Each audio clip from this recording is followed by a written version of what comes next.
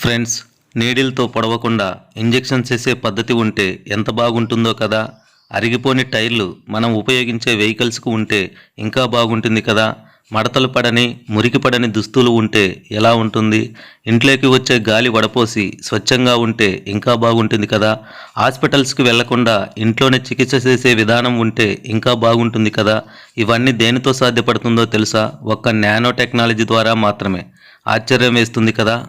సరే, అసలు nano technology అంటే ఏమిటి? ఈ టెక్నాలజీ వలన ప్రపంచంలో ఏ మార్పులు జరుగుతున్నాయి, వైద్య రంగంలో దీని పాత్ర ఏమిటి వంటి విషయాలు ఇప్పుడు ఈ వీడియోలో తెలుసుకుందాం. చివరి వరకు జాగ్రత్తగా చూడండి. మన కంటికి కనిపించని సూక్ష్మాతి సూక్ష్మ విజ్ఞాన శాస్త్రాన్ని నానో టెక్నాలజీ అంటారు. నేటి ప్రపంచానికి ఈ టెక్నాలజీ ఒక దిక్చూసిలాగా పనిచేస్తుంది అనడంలో ఎటువంటి సందేహం లేదు. సూక్ష్మంతోనే భవిష్యత్ అనే విషయాన్ని స్పష్టంగా తెలియజేస్తుంది ఈ నానో టెక్నాలజీ.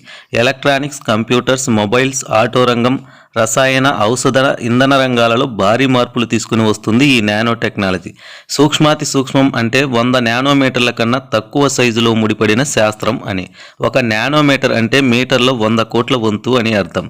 100 నానోమీటర్ల కంటే తక్కువ సైజు అంటే ఇక అది ఎంత తక్కువ మీరే ఊహించుకోవచ్చు. అంటే వెంట్రుకలో 1,00,00,000 వంతు అని అర్థం. ఫ్రెండ్స్, ఇలాంటి సూక్ష్మ నిర్మాణాలు ప్రకృతికి కొత్తేమి కాదు. ప్రకృతిలో ఉన్న మానవుడు కానీ, జంతువులు కానీ, మొక్కలు కానీ అన్ని పరిణామం చెందుతూనే వస్తున్నాయి. ఇప్పటికీ మన ముందు ఎన్నో పరిణామాలు సంభవిస్తూనే ఉన్నాయి. గాలిలో తేలియాడే నుసి, సన్నటి రంధ్రాలతో కూడిన పదార్థాల ఆకృతులకు వాటి సూక్ష్మ గుణమే కారణం. పూర్వం మనం వాడే కంప్యూటర్స్ చాలా పెద్దవిగా ఉండేవి. వాటిని మనం ఒక రూమ్లో మాత్రమే ఉంచుకోగలం, ఎక్కడికి తీసుకువెళ్ళలేం. ఇప్పుడు ఈ ప్రపంచం మొత్తం మొబైల్ రంగం అయిపోయింది. ఇవి చాలా ఫాస్ట్గా సమాచారాన్ని చేరవేస్తున్నాయి. అంతేకాదు, మడిచి జేబులో పెట్టుకుని ఎక్కడికైనా తీసుకువెళ్ళగలం. ఇదివరకు వాడే డేటాను ఎంబీలలో స్టోర్ చేయగలం. కానీ ఇప్పుడు గోరంత సైజులో ఉండే మెమరీ కార్డులలో టెరాబైట్ల స్టోర్ అవుతుంది.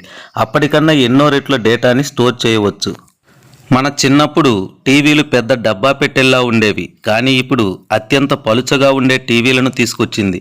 వీటి థిక్నెస్ కూడా కేవలం 3 మిల్లీమీటర్లు మాత్రమే.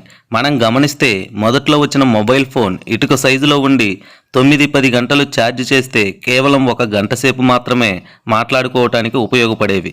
కానీ ఇప్పటి మొబైల్ ఫోన్స్ ఎంతో స్లిమ్గా, ఆకర్షణీయంగా, పవర్ఫుల్గా మారిపోయావో మనమే చూస్తూ ఉన్నాం. కాబట్టి ఇలాంటి పరిణామాలన్నిటికీ కారణం ఒక్క నానో టెక్నాలజీ మాత్రమే. అంటే మనం ఉపయోగించే వస్తువులని, టెక్నాలజీని అతి చిన్న సైజుగా మార్చి మరింత సౌకర్యవంతంగా మార్చడమే ఈ నానో టెక్నాలజీ. మన కంటికి కూడా కనిపించని అణువులు, పరమాణువుల మీద ఈ అటామిక్ స్కేల్లో పరిశోధనలు చేయడం అంటే మామూలు విషయం కాదు. ఇలాంటి కంటికి కనిపించని వస్తువులు, పదార్థాల మీద 1959లో రిచర్డ్ ఫెమిన్ అనే ఒక భౌతిక శాస్త్రవేత్త పరిశోధనలు చేసి ఈ రంగాన్ని ఉపయోగించుకుంటే ఎంతో మేలు జరుగుతుందని అభిప్రాయపడ్డాడు. అంటే మ్యాటర్ని మాలిప్యులేషన్ చేసి ప్రాపర్టీస్ని మార్చడం ద్వారా మెటీరియల్ని డెవలప్ చేయవచ్చు అని, దీని ద్వారా ఒక సింగిల్ ఆటంను కూడా నియంత్రించవచ్చు అని ఆయన చెప్పారు.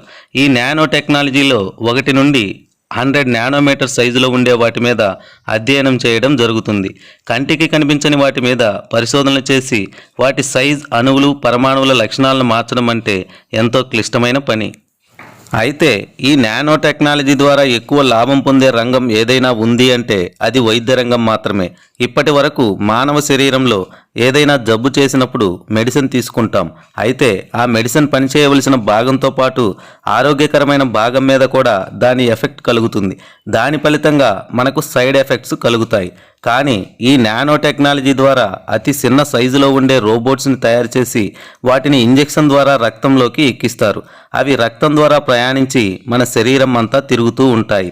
అంతేకాదు, మనం అందించే మెడిసిన్ ఏ భాగం మీద పనిచేయాలో ఆ భాగంకు మాత్రమే చేరవేస్తాయి ఈ నానో రోబోట్స్. దీనివలన సైడ్ ఎఫెక్ట్కి గురి కాకుండా ఉంటాము.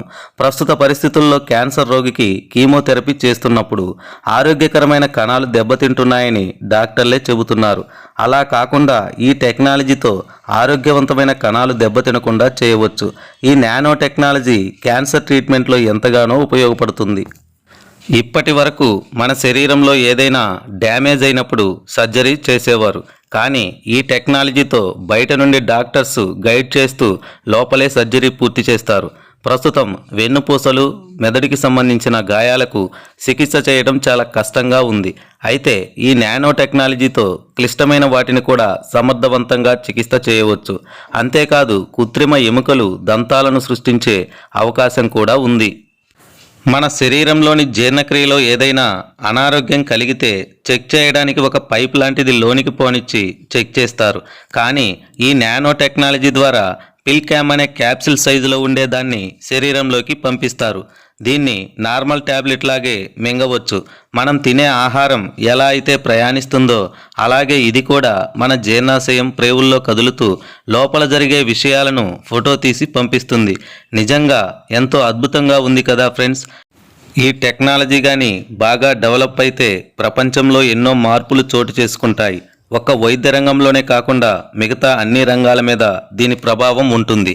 అంటే అతి చిన్న సైజులో ఉండే కంప్యూటర్స్ని, ఎలక్ట్రానిక్స్ని, పేపర్ సైజులో ఉండే టీవీలను, పెయింట్ వేసిన నీటిని పీల్చుకోకుండా ఎక్కువ కాలం పాటు మన్నిక పొందే పెయింటింగ్స్ని, నానో సోలార్ సిస్టమ్స్ని, అంటే వెంట్రుక కన్నా కూడా సన్నగా ఉండే సోలార్స్ రాబోతున్నాయి. వాటంతటవే శుభ్రం చేసుకునే కిటికీలు, చిన్న పరిమాణంలో ఉండే శాటిలైట్స్, గుండి అంత సైజులో ఉండే కెమెరాలు, ఇలాంటివన్నీ ఈ ఒక్క నానో టెక్నాలజీ వల్లనే సాధ్యం.